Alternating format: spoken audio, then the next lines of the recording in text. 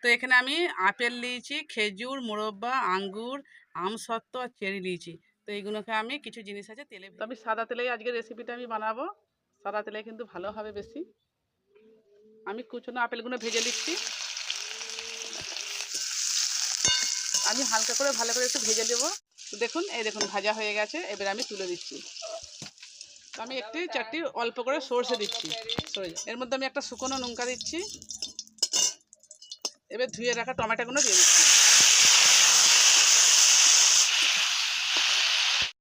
নুন দিচ্ছি অল্প করে স্বাদ মতো।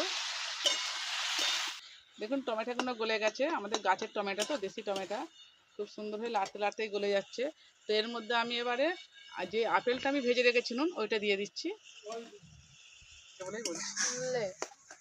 তো এর মধ্যে যেইগুলো আমি কেটে রেখেছিলাম সেইগুলো দিয়ে দিচ্ছি, যেমন খেজুর, মোরব্বা, আঙ্গুর, চেরিটাও দিয়ে দিচ্ছি। তারপরে আমি এটা আমসত্ত্ব একটু ভালো করে কষে নেবো। এরমভাবে অবশ্যই একবার বানিয়ে দেখবেন। টমেটো চাটনি তো সবাই করে, কিন্তু অনেক রকমভাবে বানানো যায়। তো এরমভাবে বানিয়ে দেখবেন, খেতে কিন্তু খুবই ভালো লাগে। আমি 10 মিনিটের মতো হাতে রেখে ভালো করে কষেছি, না কষলে কাঁচা গন্ধ করবে ফলগুলো। তো এবার আমি কিন্তু পানি দিয়ে দেবো, অল্প করে একটু পানি দেবো।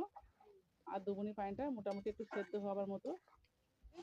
তো আমি অল্প করে চিনিটা দেবো, আর একটু কম হয়েছে, চিনিটা বুঝে দেবেন।